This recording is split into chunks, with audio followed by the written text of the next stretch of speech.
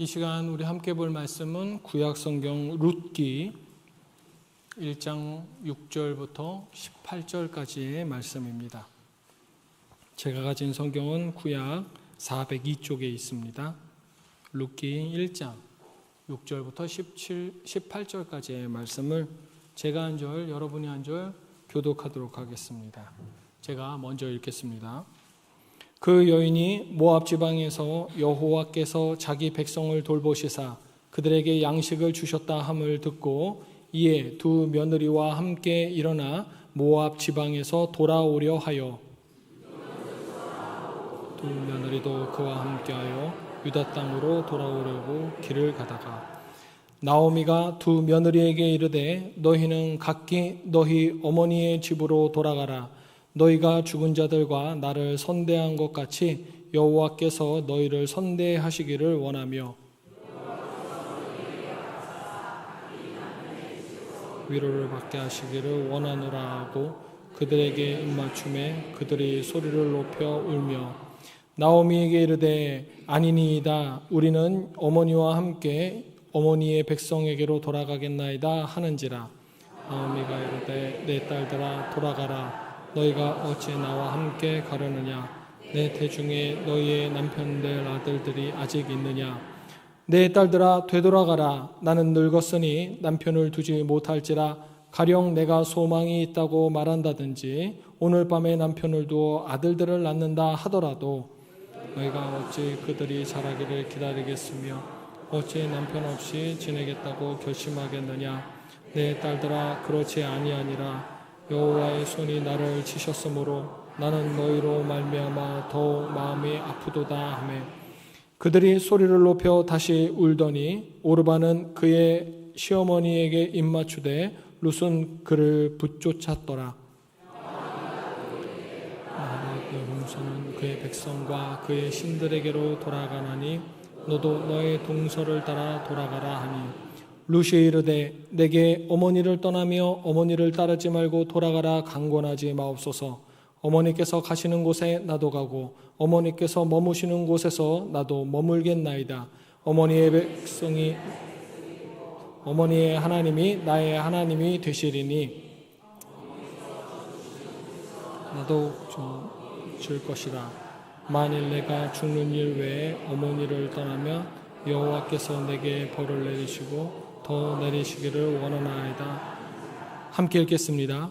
나오미가 룻이 자기와 함께 가기로 굳게 결심함을 보고 그에게 말하기를 그치니라. 아멘.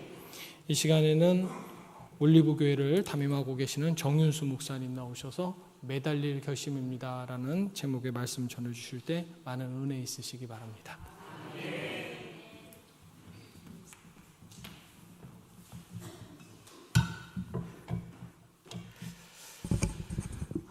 만나 뵙게 돼서 반갑습니다. 성 목사님이 설교하러 오라 그래서 제가 너무 반가운 마음에 가겠다고 이렇게 얘기를 해놨는데 막상 성 목사님에게 또 앞에서 설교를 하려고 하니까 너무 떨리고 내가 왜 그랬을까, 제정신이 아니었구나 그렇게 고민하면서 기도했는데 더 큰 문제가 있었습니다. 그게 목사님이 우리 예배 시간이 2시 반으로 바뀌었다. 저녁 예배였는데 그래서 원주에서 매주마다 12시가 되면 티맵을 켜가지고 시간을 확인했는데 다 2시 반이 넘는 거예요. 도착 시간이.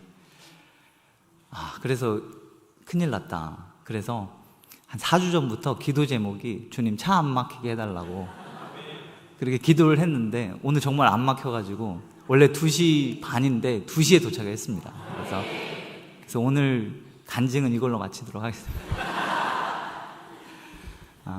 제가 수도교회에서 떠난 지가 계산해 보니까 한 12년 됐더라고요. 저희 둘째가 100일에 제가 떠났거든요. 근데 지금 6학년이 됐어요.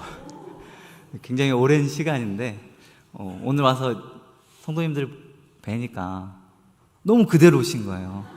목사님도 그대로고 신목사님도 그대로고 사모님도 그대로고 비결이 있는 게 아닐까 그런 생각을 좀 해보았습니다.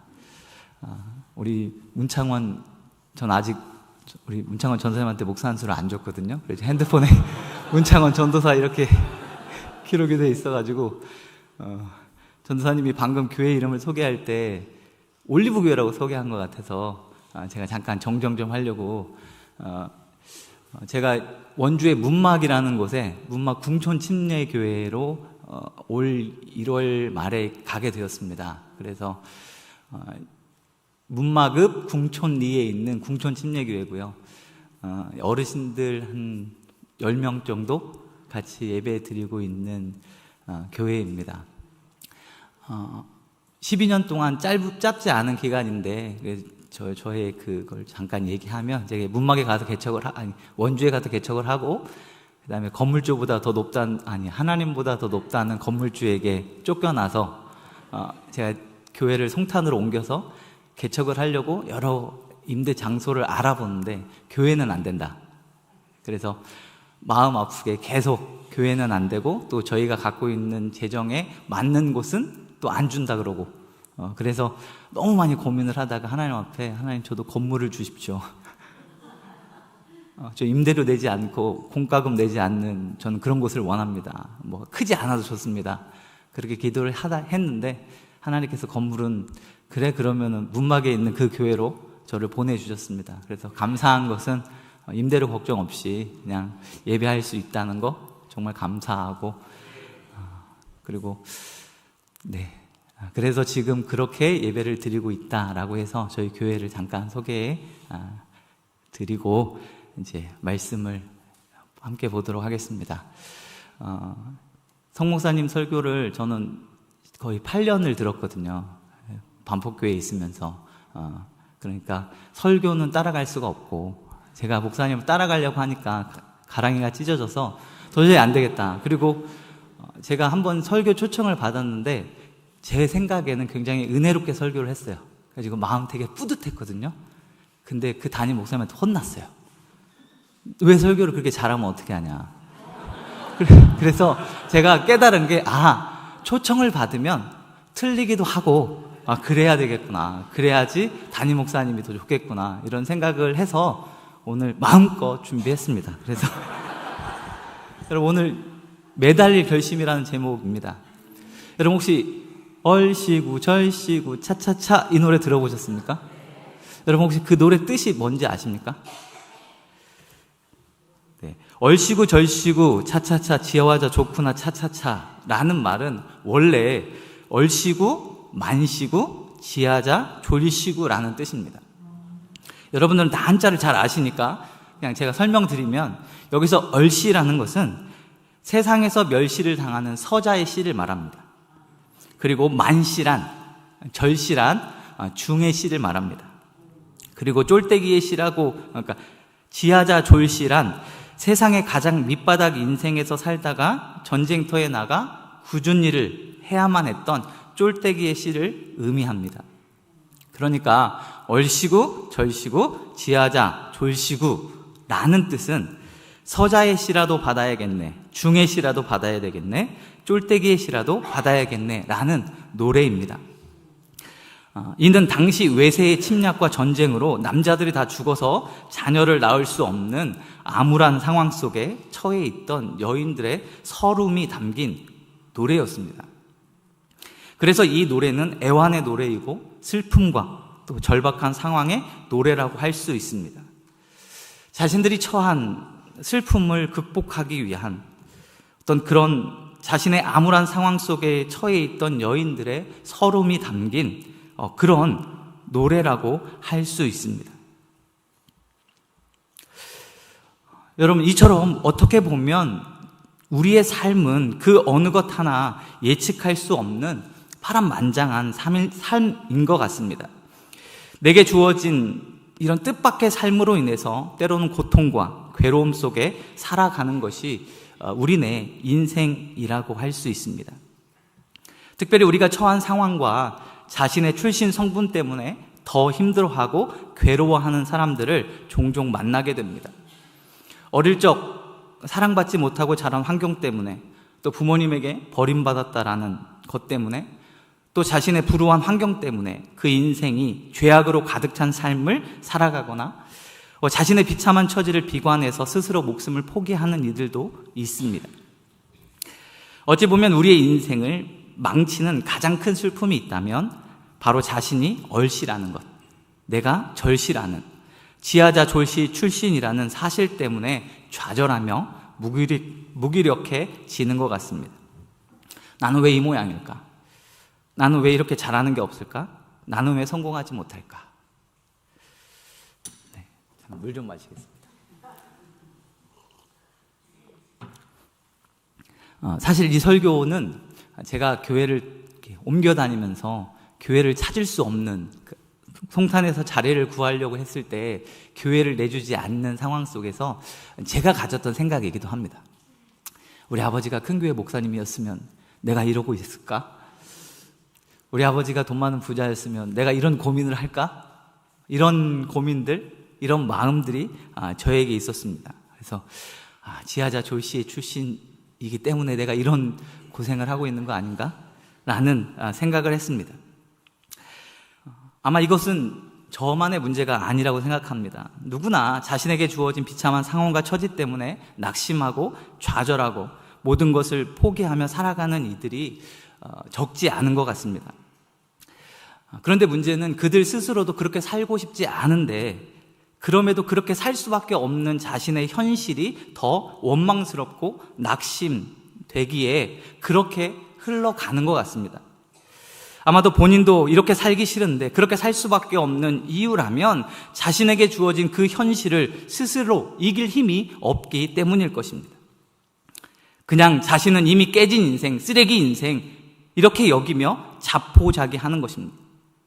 그러나 성경은 우리에게 결코 망한 인생, 쓰레기 인생, 깨진 인생은 없다라고 말씀합니다. 단지 그 상황 속에서 우리가 무엇을 붙잡을지, 무엇을 결심할지가 더 중요하다고 말씀하고 있습니다. 오늘 말씀도 보시면 참으로 비참한 여인들을 볼 수 있습니다. 어찌 보면 이 여인들의 인생은 우리가 흔히 말하는 망가진 인생, 실패한 인생, 깨진 인생이라고 할 수 있습니다. 여러분, 본문 1절과 5절을 우리가 읽지 않았지만 그 앞부분을 제가 잠시 말씀드리면 사사들이 다스리던 때에 그 땅에 흉년이 들어서 유다라고 하는 땅에 살던, 베들레헴에 살던 어떤 사람이 그 아내와 두 아들을 데리고 어디로 가냐면 모압 땅으로 가서 살았습니다. 베들레헴은 유대 땅입니다. 모압은 이방 땅입니다. 유대인이 이방 땅으로 살러 갔습니다. 그 사람의 이름이 엘리멜렉, 그의 아내의 이름은 나오미, 그는 두 아들의 이름은 말론과 기론이었습니다. 유다 베들레헴 출신의 에브라 사람인데 모압 땅에 가서 살았습니다. 그러다가 나오미의 남편 엘리멜렉이 거기서 죽었고 나오미는 그 두 아들과 함께 남겨졌습니다. 나오미의 두 아들은 모압 여자와 결혼을 했는데 한 사람의 이름은 오르바, 또 한 사람의 이름은 누시였습니다. 그들이 그렇게 거기서 10년을 살았습니다. 그러다가 말론과 기련도 다 죽었고 이제 나오미와 두 며느리 오르바와 룻만 남게 되었습니다. 여러분, 이 말씀을 보시면 지금 그 이름의 뜻이 기쁨이었던 나오미라고 하는 여인이 남편을 잃었습니다. 두 아들을 잃었습니다. 비참한 상황 속에 처하게 되었습니다. 또 오르바라는 여인도 이제 남편도 잃었는데 자식도 없습니다. 룻이라는 여인도 마찬가지입니다. 이제 먹고 살기 힘든 처지에 놓이게 되었습니다. 세상의 기준으로 본다면 이 여인들은 박복한 인생, 볼장 다본 인생, 회복 불가능한 인생입니다. 이제 이 여인들은 어떻게 살아가야 할지를 모색해야 합니다. 앞으로 어떻게 살아야 할지, 어떠한 선택을 해야 하며 어떠한 결심을 해야 할지를 정해야 합니다. 지금 인생의 중요한 기로에 서 있는 것입니다. 이 선택이 평생을 좌우할 수 있습니다. 지금 이 세 여인의 인생은 모두 실패한 인생이라고 할 수 있습니다. 이 여인들의 선택은 곧 그의 인생을 결정짓는 중대한 결심일 것입니다. 특별히 우리는 오늘 룻이라고 하는 여인의 인생을 함께 생각해 보려고 합니다. 우리가 함께 주목할 여인은 룻입니다. 이 룻이라는 여인의 선택은 같은 처지에 있었던 오르바라는 여인과는 달랐습니다. 비록 자신이 이러한 비참한 상황 속에 있었지만 그럼에도 굳게 결심합니다. 어떠한 결심이냐면 바로 자신의 시어머니에게 매달릴 결심을 한 것입니다. 이것은 단지 시어머니에게 매달렸다라기보다는 그 시어머니의 민족, 그 시어머니가 섬기는 하나님께 매달릴 결심을 한 것입니다. 그 결심이 바로 16절의 고백입니다. 16절 말씀해 보시면 룻이 이르되 내게 어머니를 떠나며 어머니를 따르지 말라 강권하지 마옵소서. 어머니께서 가시는 곳에 나도 가고 어머니께서 머무는 곳에 나도 머물겠나이다. 어머니의 백성이 나의 백성이 되고 어머니의 하나님이 나의 하나님이 되시리다 라고 고백합니다. 그러나 오르바라는 여인은 다릅니다. 다른 선택을 합니다. 지금 동일한 상황과 동일한 처지에 있던 오르바는 시어머니의 민족이 아닌, 어머니의 하나님이 아닌 자신의 민족에게로, 자신이 믿는 신에게로 돌아가기로 결심한 것입니다. 어떻게 보면 오르바라는 여인은 하나님과 헤어질 결심을 한 것입니다. 결국 이 둘의 결심과 선택은 매우 다른 결과를 가져옵니다. 여러분, 오르바라는 여인이 앞으로 이후로 어떻게 살았을 것 같습니까? 어떻게 살았을 것 같습니까? 모르십니까? 모르십니까? 정답입니다. 모릅니다. 저도 모릅니다. 왜냐하면 성경에 기록되어 있지 않기 때문에 그렇습니다. 하지만 룻이라는 여인은 하나님을 향한 그 결심으로 인해서 하나님의 은혜를 입어 그의 인생이 이전보다 더 아름다운 인생으로 변하게 되었습니다. 이처럼 우리에게 주어진 현실과 상황 속에서 우리가 무엇을 붙들고 무엇을 결정하는지에 따라 우리의 인생은 바뀌게 되어 있습니다. 여러분, 이러한 진리는 지금도 유효합니다. 지금 우리가 처한 우리의 처지가 얼씨구, 절씨구, 지하자, 졸씨구라고 해도 우리가 하나님께 매달릴 결심을 한다면, 아니 하나님께 매달린다면 우리의 인생은 분명 지금과 비교할 수 없을 정도의 기쁨과 평안을 누리게 될 것입니다. 왜냐하면 하나님께 매달리면 우리의 인생은 고난도 유익이 되고 죽음도 감사가 되기 때문입니다. 로마서 8장 28절에 우리가 알거니와 하나님을 사랑하는 자 곧 그 뜻대로 부르심을 입은 자들에게는 모든 것이 합력하여 선을 이루느니라 말씀하고 있습니다. 바라기는 오늘 저와 여러분들이 하나님께 매달릴 결심을 하시기 바랍니다. 오르바처럼 어떻게든 하나님과 헤어질 결심이 아니라 룻과 같이 하나님께 매달릴 결심을 하시기를 부탁드립니다. 여러분, 룻은 하나님께 매달릴 결심을 했습니다. 이러한 모습이 보여주는 것이 14절 말씀입니다. 그들이 소리를 높여 다시 울더니 오르바는 그 시어머니에게 입맞추되 룻은 그를 붙쫓았더라 라고 말씀하고 있습니다. 여러분, 오르바는 시어머니에게 입맞추고 헤어졌습니다. 그러나 룻은 시어머니에게 매달렸습니다. 오늘 설교 제목이 매달릴 결심입니다. 이 제목이 바로 여기서 왔습니다. 여러분, 룻이 시어머니를 붙쫓았더라라고 우리 성경에 기록되어 있습니다. 이 말이 우리말로 붙잡았다라는 말보다는 매달리다는 말이 더 원어적 의미와 가까웠습니다. 국어사전에 보니까 붙잡다는 놓치지 않도록 단단히 쥐다는 의미를 지니고 있습니다. 그런데 매달리다라는 뜻은 무엇에 관계하여 거기에만 몸과 마음이 쏠리다라는 뜻을 지니고 있습니다. 그러니까 룻은 단지 시어머니의 옷자락을 놓지 않도록 단단히 쥔 것이 아니라 그 시어머니와 관계하여 거기에만 몸과 마음이 쏠린 것입니다. 이는 곧 룻은 하나님과 관계하여 거기에만 몸과 마음이 쏠렸던 것입니다. 여러분, 이것이 매달리다의 뜻입니다. 무엇에 관계하여 거기에만 몸과 마음이 쏠리다. 바라기는 오늘 저와 여러분들이 하나님과 관계하여 거기에 몸과 마음이 쏠리는 하나님께 매달리는 인생이 되시기를 부탁드립니다. 제발 하나님 눈에서 어떻게든 벗어나려고 멀어지려고 좀 뺀질거리지 마시고 적극적으로 하나님께 매달릴 결심을 하고 또 굳게 결단하는 여러분들 되시기를 축원합니다. 그렇다면 우리가 하나님께 매달리면 어떤 일이 벌어집니까? 우리가 또 공짜는 싫어하지 않습니까? 하나님이 주시는, 공짜는 좋아하는군요. 상급을 좋아하지 않습니까? 우리가 하나님께 매달리면 어떤 상급이 우리에게 주어집니까? 여러분, 우리가 하나님께 매달리면 우리의 인생은 어떻게 될 것 같습니까? 여러분, 답은 뻔하지 않습니까? 우리의 인생이 바뀌고 가문이 바뀌고 신분이 바뀌게 되어 있습니다. 그 증거가 마태복음 1장에 있습니다. 여러분, 우리 마태복음 1장 시간 읽도록 하겠습니다. 마태복음 1장 1절부터 16절까지 말씀을 함께 보도록 하겠습니다. 여러분, 마태복음 1장,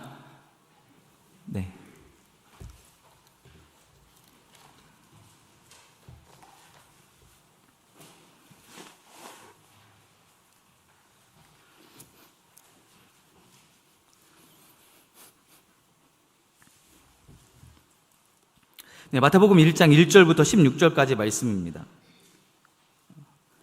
시간이 없는 관계로 빠르게 제가 한 절, 여러분이 한 절 읽도록 하겠습니다. 아브라함과 다윗의 자손 예수 그리스도의 계보라.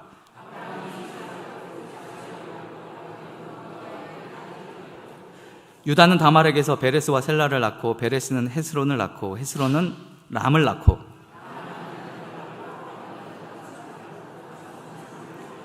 살몬은 나합에게서 보아스를 낳고, 보아스는 누색에서 오벳을 낳고, 오벳은 이새를 낳고,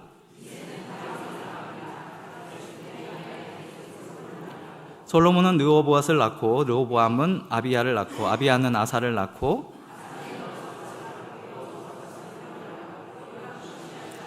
우시야는 요담을 낳고, 요담은 아하스를 낳고, 아하스는 히스기야를 낳고,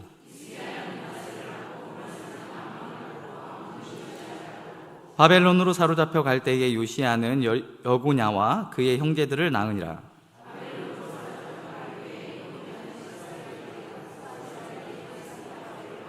스룹바벨은 아비옷을 낳고, 아비옷은 엘리야김을 낳고, 엘리야김은 아소르를 낳고,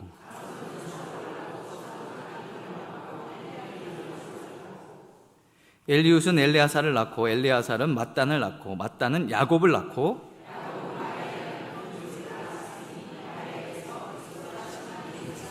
나시니라. 아멘. 여러분 소망을 발견하셨습니까? 여러분, 마태복음 1장은 예수님의 족보에 대한 기록입니다. 여러분, 족보란 그 가문의 대를 잇는 사람들과 그 가문을 대표하는 사람을 기록합니다. 그러니까 족보에 기록되었다는 것은 그 사람이 우리 가문의 중요한 인물이라는 것입니다. 가문을 대표하는 사람이라는 것입니다. 그런데 여러분, 예수님의 족보를 보시면 조금 특이한 점이 있지 않습니까? 족보에 바로 여인의 이름이 있다는 것입니다. 사실 예수님 시대나 조선 시대나 남존 여비 사상이 강합니다. 그래서 여자를 사람 취급 안 했습니다. 죄송합니다. 그런데 예수님 족보에 보면 이 사람 취급을 안 했던 여인들이 나옵니다. 몇 명이나 나옵니까? 하나, 둘도 아니고 무려 몇 명이라고요? 잠시만요. 제가 쳐봐야 될 것 같아요. 하나, 둘. 무려 5명의 여인이 등장합니다. 여러분, 그 5명이 누구냐면 다말, 룻, 라합, 그 다음에 우리아의 아내 바세바, 그리고 요셉의 아내 마리아입니다. 사실 여기 여인들 중에서 여러분 마리아를 제외하고는 다 우여곡절이 많은 여인들입니다. 사실 이 5명의 여인 중 마리아 1명을 빼고 성한 사람이 하나도 없습니다. 모두 흠이 있던 사람들입니다. 따지고 보면 얼씨구, 절씨구, 지하자, 졸씨 출신들입니다. 그런데 이 여인들이 지금 예수님의 족보에 기록되어 있습니다. 예수님의 조상이 되었습니다. 어떻게 이럴 수 있습니까? 여러분, 그것은 이들이 하나님께 매달릴 결심을 하고 그 마음의 중심을 오직 하나님께로 향하고 있었기 때문에 가능한 것입니다. 여러분, 비록 그들의 신분은 천하고 나약하고 흠이 많았지만 그 중심만은 늘 하나님께 매달리겠다는 결심을 지녔다라는 것입니다. 하나님께만 관계하여 거기에 몸과 마음이 쏠렸기 때문입니다. 여러분, 족보에 등장하는 여인들은 다 아시겠지만 그 삶이, 그 출신이 다 얼씨구 절씨구입니다. 여러분, 다말이라는 여인이 누구입니까? 여러분, 다말이라는 여인은 유다라고 하는, 야곱의 12아들 중에 유다라고 하는 사람의 맏아들이었던 엘의 아내입니다. 그러니까 유다는 다말의 시아버지입니다. 이렇게 다말은 유다의 장자 엘과 결혼하고 유다 가문의 맏며느리가 되었습니다. 그런데 자녀를 얻지 못한 상태에서 그 남편이 죽고 과부가 되었습니다. 성경은 그 남편의 죽음에 대해서 엘이 하나님 앞에 악을 행하여 하나님께서 그를 죽이셨다라고 말씀하고 있습니다. 그 죄악에 대해서 성경이 말하고 있지 않기 때문에 잘 모르겠습니다. 그런데 그 당시의 풍습 중에서 수혼제, 형사 취수제 또는 계대 결혼이라는 제도가 있었습니다. 뭐냐면 형이 자손을 남기지 못하고 죽게 되면 동생이 형수를 취하여 자손을 잇게 하는 제도였습니다. 그래서 형 엘이 자손을 남기지 못하고 죽었기 때문에 동생인 오난이 그 자손을 얻게 해야 했습니다. 그런데 오난이 그만 악을 행하고 말았습니다. 이 죄악에 대하여 성경은 이렇게 말씀합니다. 오난이 자기 형수에게로 들어갈 때에 자기 형에게 씨를 주지 아니하려고 그 씨를 땅에 흘려 버렸다라는 것입니다. 오난은 생각하기를 만일 형수가 자녀를 낳아도 그 자녀는 내 것이 될 수 없으니까 차라리 만들지 않아야겠다. 하나님께서는 그것을 죄악으로 여기셨습니다. 그런데 도리어 그 시아버지인 유다는 자신의 며느리 다말에게 문제가 있다고 생각했습니다. 하나님께 저주를 받았다고 생각했습니다. 그래서 그 셋째 아들이었던 셀라를 다말에게 주기를 주저합니다. 그리고 아직 셀라가 어리니 좀 더 장성한 후에 내가 이 수혼 제도를 시행할 테니까 너 친정에 가서 좀 기다려라 라고 이야기합니다. 그렇게 다말은 시아버지의 명령대로 친정으로 가서 과부의 의복을 입고 기다립니다. 기다리고 또 기다리고 기다렸지만 셀라가 장성한 뒤에도 유다가 약속을 지키지 않았습니다. 그러자 다말은 과부의 옷을 벗고 창녀로 가정하여 시아버지 유다를 속이고 유다와 하룻밤을 보냅니다. 그리고 시아버지인 유다의 아이를 임신하게 됩니다. 여러분, 막장 드라마 아닙니까? 사랑과 전쟁입니다. 여러분, 이 소식을 듣고 유다가 화가 납니다. 그래서 당장 다말을 화형시키라고 이야기합니다. 그러자 다말이 자신과 관계한 사람이 바로 이 담보를 주었습니다 라고 내밉니다. 그것이 바로 유다가 주었던 인장과 팔찌와 지팡이였습니다. 이로써 다말은 자신이 어떠한 쾌락을 위해 외간 남자와 음행한 것이 아니라 유대의 전통을 따라서 유다를 통해서라도 자신에게 주어진 본분을 다하는 것이 옳다고 여겼기 때문에 자신이 이 일을 벌였다 이야기합니다. 여러분, 당시의 시대상에서 여자들은 한 번 결혼하면 그 집에 대를 이어주는 것이 여인의 본분이라고 믿었습니다.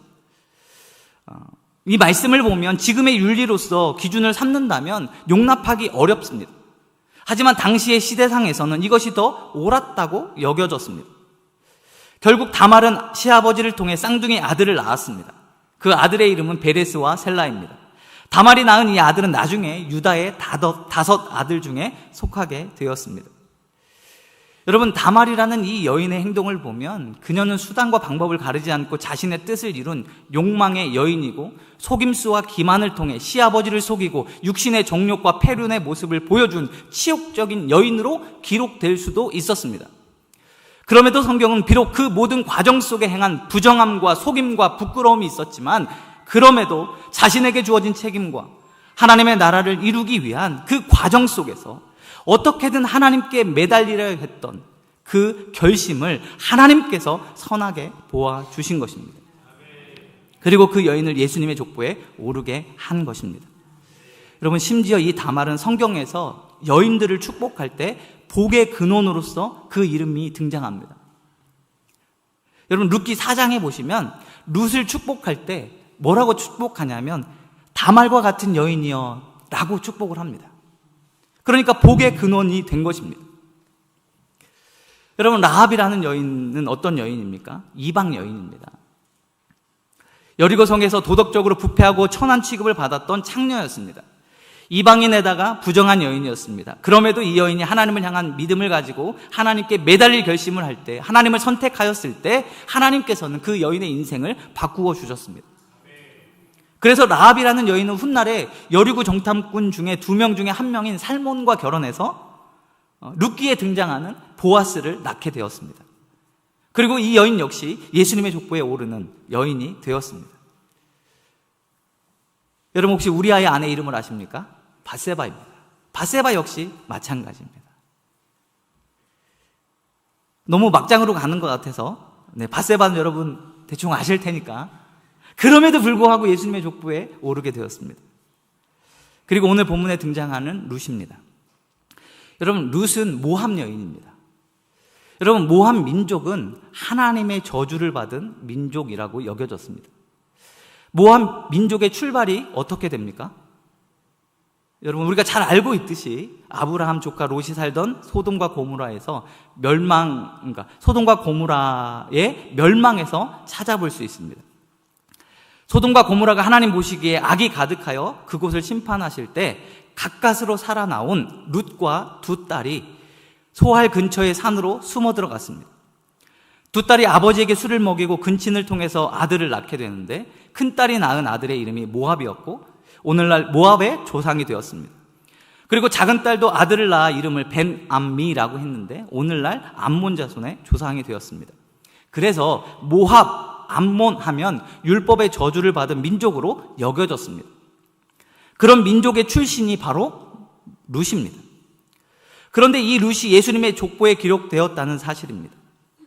모압 여인 룻이 메시아의 계보 안에 들어왔다라는 것입니다. 어찌 보면 저주를 뛰어넘는 하나님의 은혜라고 할 수 있습니다. 이렇게 흠이 많고 탈도 많은 이 룻이 예수님의 족보에 기록될 수 있었던 것은 오늘 우리가 살펴본 바와 같이 하나님께 매달릴 결심으로 늘 살았기 때문입니다. 예수님의 족보에 올라온 그녀들의 공통점이 있다면 다 하나님과 관계했다라는 것입니다. 하나님과 관계하여 거기에만 몸과 마음을 쏟았다라는 것입니다. 이들은 모두 하나님을 위해 기꺼이 민족을 버리고 가족을 버리고 자신의 삶을 버리고 하나님께 매달렸습니다. 한마디로 하나님께 매달릴 결심과 결단의 삶을 하나님께서 보신 것입니다. 아둥바둥 사는 그녀의 중심을 하나님이 보아주셨습니다. 그래서 우리도 바로 이 여인들의 믿음과 위대한 선택을 우리가 볼 수 있어야 합니다. 여러분, 이 여인들을 세상적 기준으로 본다면 실패한 인생, 천하디천한 인생이었습니다. 그러나 하나님의 평가는 달랐습니다. 이들의 상황과 형편과 출신은 중요하지 않았습니다. 단지 하나님은 그들의 중심을 보셨습니다. 하나님의 평가 기준은 우리가 얼마나 하나님과 관계하여 거기에 몸과 마음을 쏟고 있느냐로 우리를 평가하십니다. 우리가 하나님께만 집중하고 하나님께 매달릴 분명한 결심을 한다면 우리의 현실과 우리의 출신과 어떤 우리의 상황은 그리 중요한 문제가 아닐 것입니다. 우리가 하나님을 향한 중심만 바로 세운다면 우리의 현실과 상황은 바뀔 것입니다. 여러분, 우리의 인생도 바뀌게 될 것입니다. 바라기는 오늘 저와 여러분들이 하나님께 매달릴 결심과 결단을 하시기를 부탁드립니다. 사랑하는 성도 여러분, 이제 말씀을 마치려고 합니다. 여러분, 우리의 인생은 누구와 동행하는지에 따라 달라집니다. 여러분들이 수준이 있으시니까 제가 화가 이수동님의 시 중에 동행이라는 시를 잠깐 읽어드리겠습니다. 햇빛을 따라가면 역사에 이르고 달빛을 따라가면 신화에 이릅니다.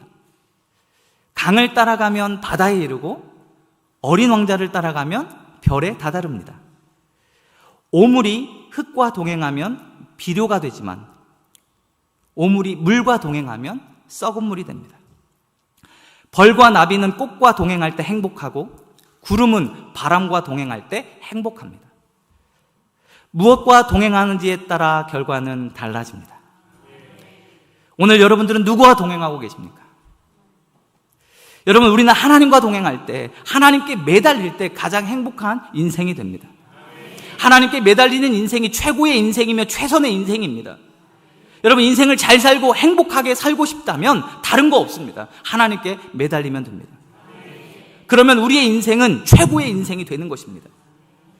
비록 우리의 인생의 시작은 얼씨나 절씨나 지하자 졸씨라고 하지만 우리의 나중은 하나님의 거룩한 씨가 됩니다.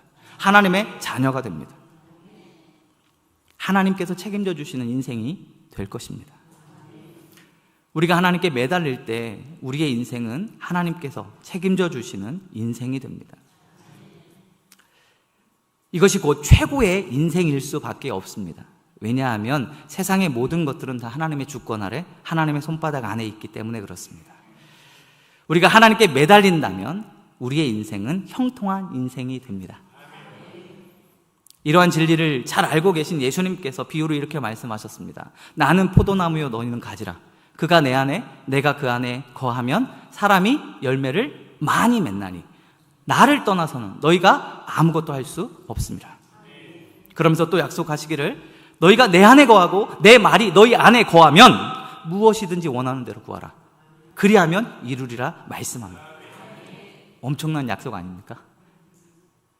여러분, 매달려 있기만 하라는 것입니다. 그러면 열매를 많이 맺을 수 있습니다.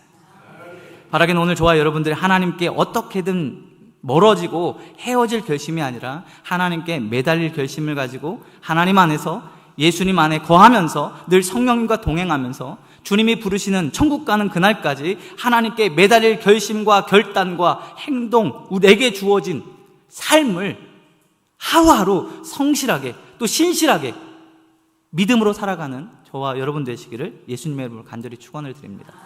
기도하시겠습니다. 사랑과 은혜가 풍성하신 하나님 감사합니다. 오늘 우리에게 귀한 말씀 주셔서 감사합니다. 하나님 말씀을 통해서 우리 마음 가운데에 중심이 하나님께로 향할 수 있는 귀한 말씀 될 수 있도록 인도하여 주시고 하나님과 어떻게든 멀어지려고 했던 결단이 있었다면, 결심이 있었다면 그것들이 바뀌어 하나님께 매달릴 결심으로 바뀌게 하시고 하나님께서 책임져 주시는 형통한 인생이 될 수 있도록 주님 역사하여 주옵소서. 하나님, 우리에게 주어진 하루하루를 성실하고 신실하게 살아가는 것이 하나님께 매달리는 것임을 기억하게 하시고 날마다 하나님 앞에 하루하루 매번 결단하고 결심하고 주님을 쫓는, 주님을 붙쫓는 주님의 거룩한 성도들 될 수 있도록 주님 축복하여 주옵소서. 사랑의 많으신 예수님의 이름으로 기도드립니다. 아멘.